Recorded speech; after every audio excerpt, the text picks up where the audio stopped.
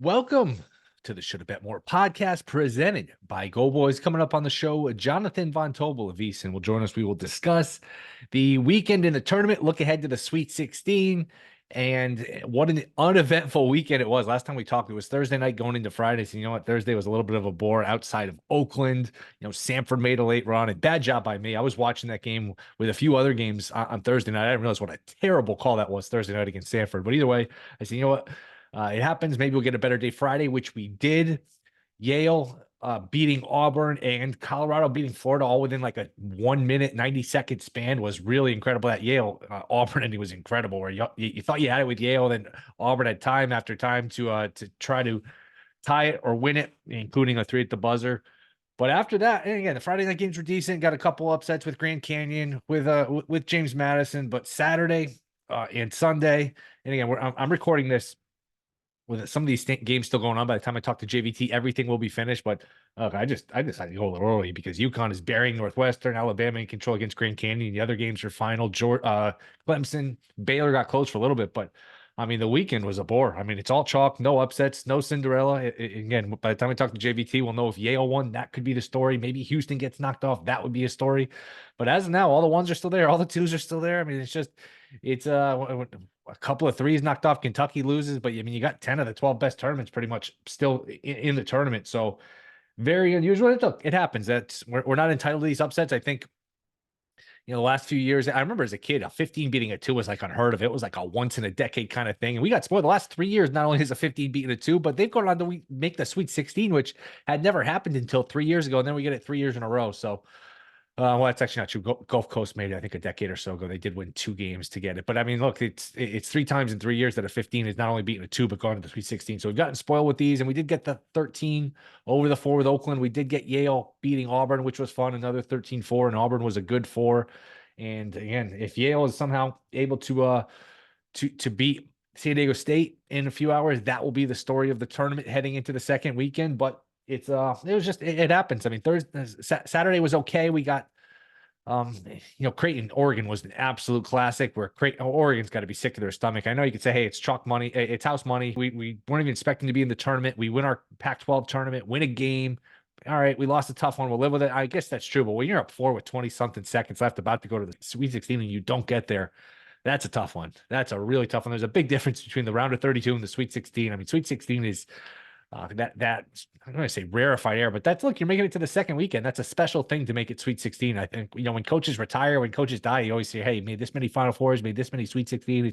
It's kind of a resume thing. So, and look, we're going to be favored in the Sweet 16, but you go into that game maybe with a puncher's chance and to be in the Elite Eight. So brutal loss for Oregon. NC State Oakland was good. That went into overtime. That was clunky at the end, but that was an exciting overtime game. Other than that, I mean, Tennessee, Texas got close for a little bit, but you get these games. And here's the thing: the schedule is so not viewer friendly. And I remember it used to be for years growing up watching this tournament, everything on the weekends was afternoon. And especially by Sunday, everything was done by 7 o'clock. And it was, well, honestly, a little bit depressing. It was like Christmas when you're done opening your presents. There's a little bit of a letdown. There's a little bit of, you bummed out Sunday night, everything's over. But now with this new schedule, the new TV format, you start one game around noon. Then 3 hours later, you play another game. And then 3 hours later, then the action starts where there's gaps between these games. There's only one game at a time. Like Purdue, Utah State on Sunday is a bore. You're sitting there for 3 hours with no game to watch. You got a good game in Villanova, Colorado. What that kid for Colorado, De Silva, was doing on the last possession, down 4 with like 7 seconds left. He just walks it up and throws a 3 at the buzzer. I mean, it's the spread was 4.5. I mean, maybe he was looking out for people that took the 4.5, but that was a strange sequence. But look, the schedule is just a disaster because, again, the game Saturday, Arizona, Dayton, never really a game. Yeah, it had its moments where Dayton got it to within 6, and then you get to Gonzaga, Kansas. That's never really a game. And you're waiting there till 6 o'clock. It's like, I remember Saturday, it's 5:30. We're through 1.5 games. And when the games are bad, it's really, you find something else to do. You find something else to watch. It doesn't feel like the tournament. So the schedule, I don't know why they changed it. I don't know why they went to it, but not very viewer friendly. I mean, to have to wait until midnight on Sunday to do the podcast to talk about the game is ridiculous. You don't need Yale, San Diego State tipping off 9:15 at night. Houston, Texas A&M tipping off 9 o'clock. I mean, the games are going to go at midnight on Sunday night. It's not like Monday's a holiday. So to me, it makes no sense. It's really bizarre the way they do the schedule. And just kind of a flat weekend. Again, I go back to 4 years ago when we had the pandemic and we had no games, and we'd be killing to have a bad weekend of games. So got to keep it in perspective. It's not the end of the world, but it was definitely a flat weekend in terms of the basketball. It does set up for, hey, sometimes you get these upsets, you get these Cinderellas, and I don't know why there weren't any upsets. I think we talked before the tournament about, hey, with all these conference tournament one seeds, these regular season conference tournament winners losing in the one bid leagues, maybe that hurts the 13, 14, 15 seeds, and that maybe there's some truth to that. And you know what, maybe you just have a year where the upsets don't happen. I mean, by definition, by averages, the top seed is supposed to win. So it's weird to think that this is unconventional, but this is just holding form to an extent that was more usual, more pronounced than we're used to. But it does set up for a better tournament, better Sweet 16 at least, where, okay, you got the Cinderellas out, but you don't have a lot of bad matchups. And some of the ones that are still up, the lines are coming up, or some of the lines that have popped up for the matchups. Clemson, Arizona laying 7.5. Iowa State, Illinois, Iowa State laying 2.5. That's going to be a hell of a game. You figure the winner of that does play UConn with the way this thing broke for UConn, which did break very well with Auburn losing on Friday. Marquette laying 6.5 to NC State. Purdue laying 4.5 to Gonzaga. That's a fun game. And then Tennessee Creighton, Tennessee laying 2.5. So those are the lines that are up. And again, by the time we talk to JVT, maybe we'll have the rest of them. So it does set up for a good Sweet 16, a good Elite Eight. It still looks like it's UConn and everybody else. I mean, UConn against Northwestern, they made Northwestern. I mean, that's why, boy, what was the score at one point? Just so I get the score right. Of course, I'm in DraftKings, so I can't look at the score, but they made Northwestern basically look like, you know, a Division II team, a junior varsity team. I mean, that was not a fair fight what UConn did. And this is a Northwestern team. That's okay. It's not like Northwestern, 40-18 at the half. It's not like it's a Northwestern team that's, you know, it's not DePaul, and they made them look like DePaul. So it's UConn and it's everybody else. You know, maybe Houston give them a game. Maybe they get picked off. Maybe just the law of averages in terms of the tournament. Hey, you're due for a bad night, and 6 games last year they won in the tournament all decisively. Now that's 2 in the tournament this year they won decisively. Maybe just say, you know what, you're due for a bad night, and that's their weakness is the fact that they're due. It's possible, but it is still UConn and everybody else. But disappointing weekend. Again, Purdue, Oregon Creighton on Saturday, good. NC State, Oakland was good. Friday had some moments. Thursday was bad. But look, was it terrible? I won't say it's terrible. It was not a good weekend. No, disappointing. The thing is, you go in with such high hopes. You have such high expectations for this tournament. It's such a great product. Everything, all the games are close. You get upsets, buzzer beaters. When you don't get the upsets and the buzzer beaters, and again, I went back to what I say, what I said Thursday. When your bets aren't going well and the games are blowouts, you know, what exactly do I love about this tournament? Because it's not always the best basketball aesthetically wise. The execution's not great. The shooting can be bad. On just sloppiness in terms of, you get a lot of TV timeouts, a lot of reviews.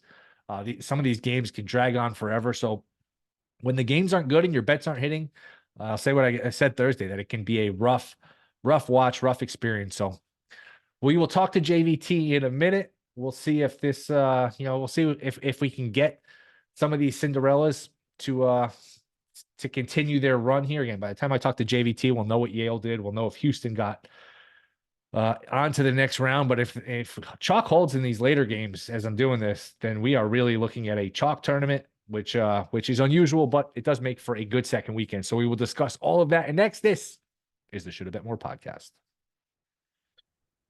All right, we are back. Shoulda Bet More podcast. All the games are final. Chalk prevails, 15-1 for the weekend for the top seeds. And Houston avoids one of the all-time great meltdowns in tournament history by winning the game in overtime. Next time somebody tells you about momentum, just keep this game in mind, because if momentum had anything to do with it, Houston would have gotten just run out of the building in overtime. But Houston wins, and then Yale never in the game. They get eliminated. They get buried. So San Diego State moves on, and it is all chalk. And let's break it all down with Jonathan Von Tobel from VSiN, senior NBA analyst. JVT, what's going on, man? Nothing much, man. I don't know. Maybe it's just me, but I was kind of underwhelmed by the weekend of college basketball. There wasn't like a ton of drama. There were some good games. Creighton, Oregon was ridiculous and fun, but it wasn't like the most entertaining weekend after the round of 64. I'm surprised to hear you say that, because I feel like the consensus is the games weren't fun and we all complain about it. And you're kind of a guy who likes to divert from consensus. You like to be a little bit contrarian and say, hey, it doesn't matter as long as whatever. So I'm a little surprised to hear you say that's more of like a public opinion, but I completely agree with you. Dud of a weekend. Yeah. And I'll be fully honest, I had to go back and watch some of the games from Saturday. So not being caught up in the moment of everything going on outside of some of the late night games probably took me out of it a bit. I had to go to a wedding and whatnot. So catching up, post result is probably what took it away from me. But, like you said, like generally one of the misconceptions about March is that, hey, man, Cinderella's and runs. By this time, kind of cream rises and you get it. And we're seeing that now with all these top seeds moving on outside of some scares. So maybe that's what it is. There is no like real Cinderella run up to this point. Yeah, if anything, it's NC State. They're a double digit seed. They're the only double digit seed. Clemson's a 6 seed, but other than that, Yep. it is all chalk, which does look, it kills some of the excitement, but it does make for a really good Sweet 16. You get good games. It's almost NBA playoff-esque where you don't want to see the Denver Nuggets play. Um, I don't know who's the team. You don't want to see them play the Charlotte Hornets in the finals. You want to see them Right. play the Celtics in the finals. You want to see these good matchups, but like anything like this happens where the favorites go 15-1 straight up and really dominant against the spread straight up. We always ask for the why. We search for the why. Do you have any opinions? Do you have any theories into why these favorites dominated, or is it just small sample size? I mean, it's small sample size, but it's also like they're freaking good, right? Like if you look at these Right. teams that are winning and moving on, what team do you really have a complaint with given the way that they play? I mean, every single one of these teams has legitimate and real strengths, and it does help, I guess, the way the bracket broke with some of the results in the first round. But for the most part, man, like I think when you look, like these teams have real legitimate strengths, whether it's Tennessee defensively, Creighton shooting and pace, Gonzaga's offense, Purdue with Zach Edey. Marquette, I thought today was really great, even though they kind of let go of the rope a bit. But like, if you go down the list of every single one of these teams, they're just, I think, all legitimately good. So, while we had this thought that this thing was kind of wide open, it still can be. I don't think I'd really be shocked if you give me about 7-ish teams that could win this thing, and I would agree. At this point right now, but I think it's just like there's a bunch of really good teams, man. And like you said, the Sweet 16 is going to be freaking awesome. The Elite Eight should be even better. Yeah, it's funny with college basketball. Like, hey, the better teams won. What's going on? What happened? It's like, you know what? The better teams won. It's what's supposed to Right. happen. So it's kind of backwards in terms of that. No, absolutely. And, and we still got our moments, right? Obviously, we saw Oakland take down Kentucky, and Right. we got a few Good little call, by the splashes way. here and Great there. job. You called that before I think it was Oh, yeah. last Monday or Tuesday with Gil. That was an incredible call by you. Yeah, there was, and those are the teams for future reference, especially in those first rounds. As I told Gil that day, those are the teams you're looking for, man. Slow pace, high rate of 3-point shots. They can shoot. When you up the variance like that, you open the door for yourself to get into it. And Oakland did just that. So, we got our little taste of it, but I'm with you for the most part in that, like, dude, next weekend, every single game looks absolutely awesome on paper. And I cannot wait to see how these things are going to play out. Any change of opinion for any of these teams that are still alive from, say, a week ago, 5 days ago? These couple of games that we've seen from all these teams. Does your opinion differ at all? I think I don't know if it's differed so much as like I've really kind of like come around on them, but I think we got a little too down on Arizona, right? And given the way the path broke, like they were kind of the ones I was referencing, where coming out of Dayton and Nevada wasn't really going to be, I think, too big of a challenge for them, and they kind of play with it a little bit in the first half against Long Beach State, but they end up pulling away, winning by 20, and now they get Clemson, and you're looking at this with a legitimate, obviously, path to an Elite Eight, and potentially what happens, of course, from there to a Final Four. And so I think I've kind of come around on like, maybe we're a little too hard on Arizona, given the way that the season ended and whatnot. But I think that this team's legitimately good. They're awesome on offense. They can shoot the ball very well. They don't shoot a ton in terms of volume, but they do shoot efficiently. I think that's to the top of the list. And I didn't think that Purdue was going to get eliminated in like the round of 64 or anything like that. But as much as you can as a big favorite here, what, 11 and a half ish against Utah State, that was really impressive against the Aggies today. Like they absolutely demolished that team. And now you get a Gonzaga team that you match up pretty well with. Like I'm really coming around on how good this Purdue team is, how high the ceiling is for this team. Yeah, and I like that Utah State team. I like Sprinkle as a coach. Yep. And when it was like, I think it was 24-20, I said, hey, you never know. Hey, we'll see what happens. They get hot from three. Edie gets Yep. a little tight. They don't make their free throws. And then from that point on, it was just It's like a a 30-0 run. bludgeoning. It was just a complete bludgeoning. And I mean, it's tough, especially here on the East Coast where you start these games at noon. You get one good game, but if one of them is a blowout, the way they stagger them, it's like you're sitting Yeah. there from like 2 o'clock in the afternoon till 6:30 with nothing to watch, which is not the idea of the NCAA tournament. By the way, who did you pick to win it all before the tournament started? Iowa State. Iowa State was my pick. It's my Whoa. only. Yeah. What? That's I haven't heard anyone pick Iowa State. I mean, it's not like you picked I don't know, Howard or something, but I hadn't Right. picked anyone, hadn't heard anyone pick them. Are you sticking to that? Yeah, it's actually my Yeah. only future that I've got for this whole entire thing. What number So do you have? I want to say like 27-ish to 1, 26 to 1, like somewhere in that range. Yeah, I That's the got over at number. Circa. Um, look, I love this team, man. Like the backcourt play is awesome defensively. And look, I think, for your audience too, since I covered the team and I was out here, there's some UNLV ties to it, right? So I kind of know it a little bit. TJ Alzenberger's head coach, former UNLV head coach. Keyshawn Gilbert was a 2-year point guard for the UNLV Running Rebels out here. So I got to watch him up close. So I do kind of understand some intricacies of this team, but I like them a lot. The way they play defensively, obviously, their ability to turn the ball over. They have awesome guard play, both ends of the floor. They're not as good in terms of offensive rebounding, so you can't really call them a poor man's Houston. But by the way, 2-1 against Houston this year.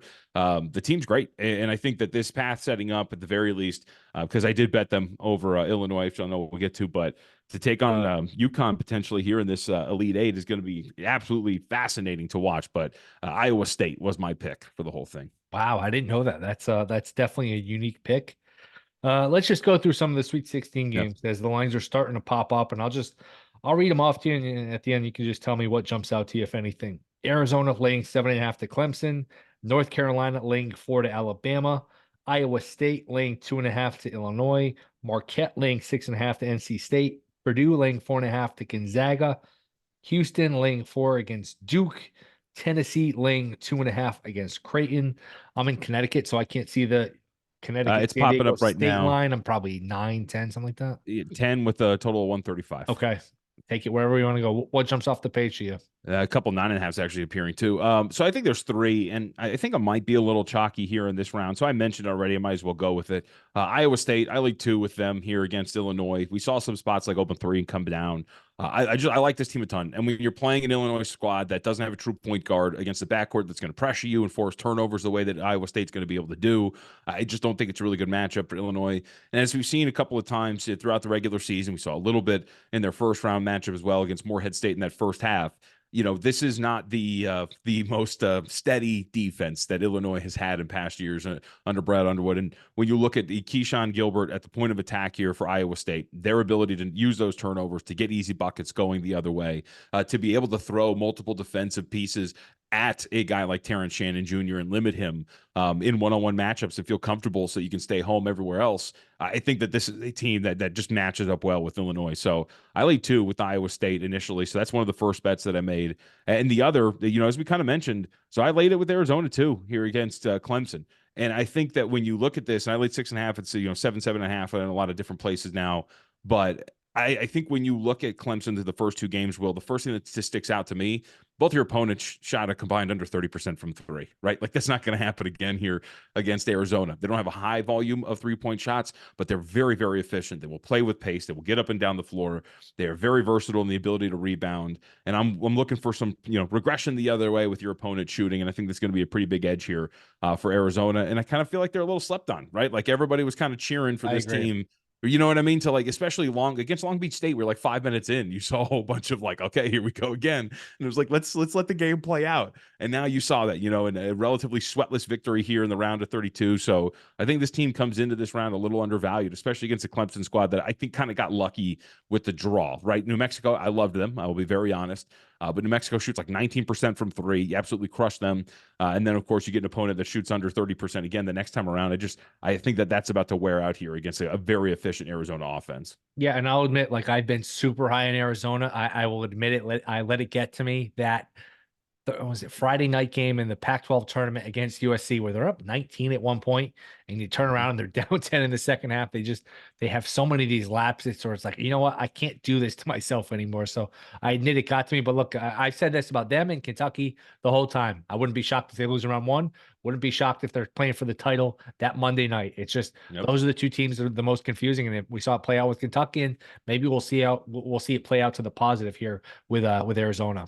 Yeah, and look, I mean, now with the benefit of hindsight, the loss for Arizona when you're talking about Oregon, right, doesn't look as bad in hindsight Good because point. Oregon goes on, wins that. They come in, they Could beat the still be crap out of playing. South Carolina, right? And then the loss for them is double overtime against Creighton, where they just don't have it anymore. So, no, I would agree. Like, I think that we're kind of sleeping on how good this team is. And, everybody talks about Lloyd being, I think now technically like 1 in 5 ATS in the NCAA tournament or something like that. By a point.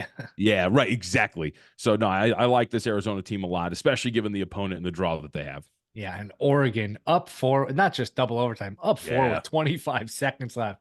And you could say, hey, it's house money. We weren't even supposed to make the tournament. We win the Pac-12. We win a game. I mean, my goodness, you're up four with 25. That's a painful one. Same thing with A&M, where you say, hey, we weren't even supposed to beat Houston, but when you tie the game the way you did, to lose it is painful. Will the trend of favorites have any effect on your betting? My guess is it won't, but people are going to look at this and say, hey, the trend of favorites has to discontinue at some point. I'm going to jump on the chalk, or people say, hey, I'm going to ride with the favorites. Does that play into your mindset at all? No, I kind of tend to view these all as like isolated incidents, right? Like, it's that we're talking about neutral sites all in different areas around the country in a tournament that's really spread out.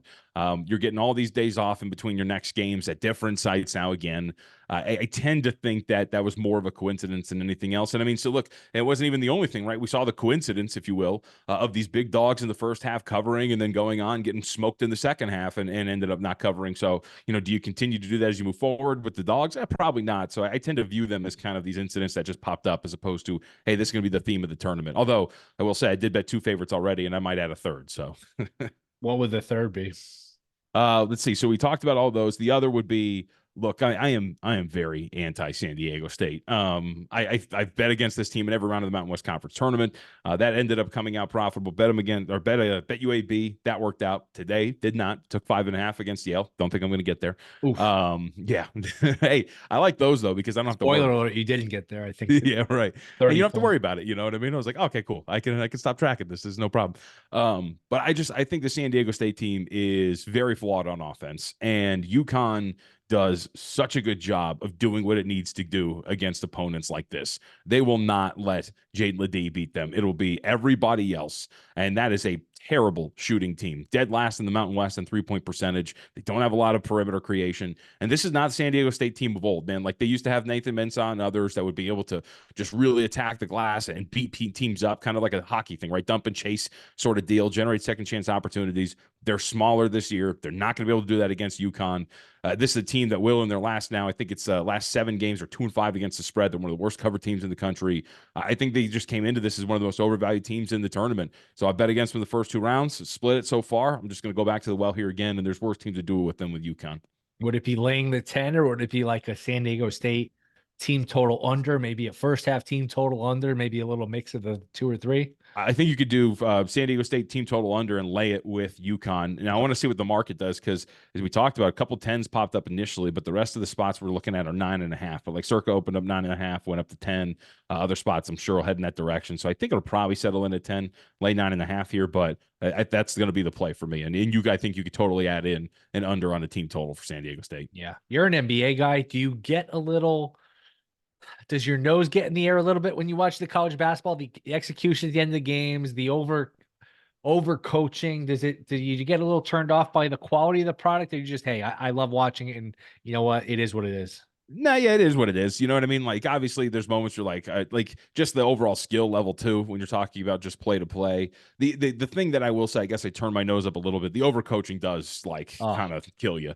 Today at the end of the Texas A&M game, right? That was kind of a nightmare too. So, like, I feel like when you're looking at that and the way that the end of these games just kind of grind to a halt, if we're talking about like crunch time, that does kind of kill you. But for the most part, I actually really enjoy college basketball because, like, I've told my wife, and like when she watches it with me, it's so much slower. You get so much of a better sense of like the game itself and like what they're doing and what the plays are and everything like right. that, that you can really, I think, enjoy what's going on the floor. Good point. Speaking of NBA, we're wrapping up here where it's like, this tournament's all consuming. By the time the tournament starts, from the time it ends, it's like once it ends, you're basically into that play-in scenario with the Yep. NBA. Anything bettable here? Any awards bettable? Are you at the point where some of these books will let you parlay the favorites, parlay the awards in general? Are we at the point where you can just parlay some of the favorites? Any upsets? Well, just give me your thought here. Anything NBA you got? Yeah, I think so. Like, I think we're at a point which is going to be pretty interesting when you're talking about like parlaying the favorites. I think we're at a point where if you wanted to put something like that together, like Jokic with Dagnall to win Coach of the Year, seems like a pretty safe duo there. And again, you're still gonna have to lay a price, but that seems something that's pretty close to being locked up.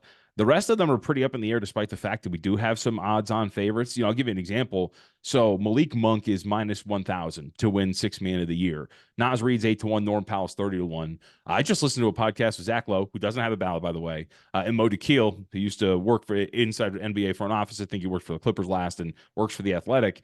They both had Norm Powell inside of their top two. Mo Dakhil had him number one. Zach had him number two. And so, like something like that, where I hear, very influential media members talking about it being Malik Monk or Norm Powell for Sixth Man of the Year, and yet you look at the odds, Will, and it's Malik Monk minus 1,000, Nas Reed 80-1, Norm Powell 30-1. That's something that kind of sticks out to me, where I would just caution a lot of these are somewhat accurate, but some of the other awards are not as accurate as you would think, and the market's not that predictive. So you can find spots to go against the big favorites like a Malik Monk to win Sixth Man of the Year. Fascinating. Yeah, because we would have all thought, hey, Damar Hamlin, he breathed, he was on the field, he played a Yep. couple snaps. Obviously, it's going to be his award. It's a coronation. Let's all applause for him when he wins it. And then, wait, what is this? Joe Flacco wins the award. So we have no idea what other people are thinking. So that's a good look. I don't Well, mind that one. and I'd point out too, kind of like along the lines of comeback player of the year, Sixth Man of the Year, while it does have a credential of like, all right, you have to have, have fewer games started than coming off of the bench. It is still subjective in that what do you view as the best sixth man? And one of the things that Mo Dakhil brought up, which I brought up with Norm Powell, and I've got him at 45-1 to win the award. It's that he is going to play in clutch minutes. He has been closing out games for the Los Angeles Clippers. So he's averaging fewer points, but just by a small margin than Malik Monk. His actual role, if you evaluated, is very important for a sixth man. So how many voters are actually looking at something like that? And that's where you get into the subjectiveness of some of these awards and what that's going to mean. And who's going to count, Victor Wembanyama. We should throw that in there too. I mean, it's off the board, but Rookie of the Year, if you want to throw in a third leg on your massive favorite parlay, you can have Victor Wembanyama. Can Wembanyama steal Defensive Player of the Year? I'm looking like minus $7 for Gobert, Yeah. plus 5 or so for Wembanyama. Worth a player or not really? My gut says no, only because there's going to be that old guard that's going to have a vote and say he's a rookie, he can't win this. And there's Or stupid his things team's like bad, he can't win it, that kind of thing. right, and not look at it with nuance. Where if you actually look at it, if you took their numbers with him on the floor defensively and extrapolated out over the course of a season, they'd be one of the best defensive teams in the NBA. So I think that kind of worries you. Like, for example, most improved. One of the things that irritates me beyond all belief is that for some reason, second-year guys can't win it, right? You have voters say that. Like, they're expected to make a leap, so they can't do it. So there are those subjective votes out there that say, no. I have these parameters that make no sense whatsoever, but I'm going to abide by them. And I think that would kill any chance that Wembanyama would win it. That's why I wish they would give us like over under order of finish on a ballot. Like, that would be awesome, right? Ooh. That would make these so much more interesting. It'd be giving you more stuff to dive into as a better, to have real conversations about where these guys might place. I think that something like that added to a betting menu would be absolutely phenomenal. I've always been a huge Low Post fan. I've loved that podcast. You Mhm. feel like it's fallen off a little bit with the guests. You don't get Windhorse anymore. I just feel like it's dipped a little bit. Yeah, it was. I like the hardcore guests. You know what I mean? Like the good, like basketball film X's and O's folks. Every once in a while, I think there's still this rotation of the ESPN guests that like aren't Yes. great entirely. Yes. Where I like, where I would listen to Zach, to your point too, and I think this is probably where you liked it a lot. It was hardcore hoops breakdown. Like, it was X's and O's and it was all sorts of stuff. And there's still a ton of that, but definitely including the ESPN guest rotation has kind of watered it down a bit. And Windhorse has his own pod too now too, which kind of kills it a little bit. But Windhorse used to be like a semi-regular too. And like Windhorse, he's not even an X's and O's guys, but he's like, hey, I know 2-3 moves down the chessboard, what's going to happen. Even if I can't say it, I can hint at it. And I miss that aspect of it too, which is not anymore. Yeah, no, you and I are in agreement. I've been kind of searching around. I've got like 2.5 basketball podcasts that I listen to, NBA wise. And I'm trying to look for some more hardcore stuff. All right, JVT, the playoffs will be wide open, but Yep. Are the Nuggets going to beat the Celtics in the finals? And it's just more obvious, less obvious, more obvious than we kind of expect. Yeah, I've been getting a lot, and I'm wearing my hat to it and still positive vibes, but I've been getting a lot of flack for my Clippers love. It looked like they were the best team in the league at one point. And now they're kind of falling apart. Bad loss again today for the 76ers. And I was just talking about this with my buddy the other day. It is hard to look past what seems to be the inevitable Denver-Boston clash. Yeah. And when you watch those first two games, Boston, people want to sit there and say that, oh, it's just a regular season, it doesn't matter. Matchups matter. And Boston in 2 games had no answer for Nikola Jokic. And that led to 2 wins for the Denver Nuggets. And I don't know if they're figuring out what that answer is going to be by the time they meet again in the NBA Finals, you know? He's shaping up to be one of the all-time great players in the league. I mean, he's looking at a maybe top 10, top 15 player of all time. I mean, it's going to be 3rd MVP in 4 years. He could have easily won a 4th. If he wins the title this year, I mean, you're just starting to get to points where, hey, man, not a lot of people can check the boxes he's been checking. Yep, dude, he's incredible. Dude, those 2 games, man, like, he was just taking Porzingis into the post whenever he wanted, backing him down. He's got physicality. He's got It's a little Mahomes-ish. It's a little Mahomes-ish where if the game is close, oh shit, they have Jokic and we don't, and it's almost that simple. Yep, every time. And their clutch numbers are awesome. Yes. Every time they get into these tight games, they know what to do. They're well coached. They're versatile. Like, no, they're freaking incredible. And to continue on the Mahomes point, it's like Mahomes can pass and he can also run. Jokic can score and he can also pass. Where it's like you can't just hope he goes cold from the field because he can pass too. It's just you really, I don't know what the answer is. Yep, no, I would completely agree, and I do hope they play Boston, just because we get. Well, obviously, I hope it's like Clippers and. I hope, like, you know, the Chicago Bulls make a run because everybody gets injured and the Clippers win it because I have all these investments. But if they do play, yeah, I hope that's that because that's going to be an awesome series. That would be absolutely fantastic basketball. If it's Bulls Clippers, I think Kawhi can lock down Andres Nocioni or whoever's on the Bulls right now. JVT, let everyone know where they can find you. At me, JVT, up on Twitter. And then, of course, VSiN.com. Got a lot of write-ups up there, NBA. I'm going to start helping out with baseball writing now that the season's around the corner as well. Oh, look at you. Yeah. I'm going to start I'm going to be our first 5 guy, our first 5 innings guy. So that'll be a lot of fun. A little nerfy here and there. I don't know about those. Those kind of annoy me, but I like betting first 5s of these pitchers. I like to handicap these guys. So that'll be a lot of fun to add that to the repertoire. And VSiN Primetime, Monday through Friday, 6 to 9 Eastern. We will be listening, man. Appreciate it. Appreciate you coming on. You're the best. Thanks a lot. We'll catch up here down the road. Thanks for having me, man. Appreciate it. All right, that will do it. Thank you guys for listening. Thank you to Jonathan Von Tobel. We'll see you later in the week. Baseball starting soon. Sweet 16. Before you know it, draft. Lots of good things ahead. Talk to you at the end of the week.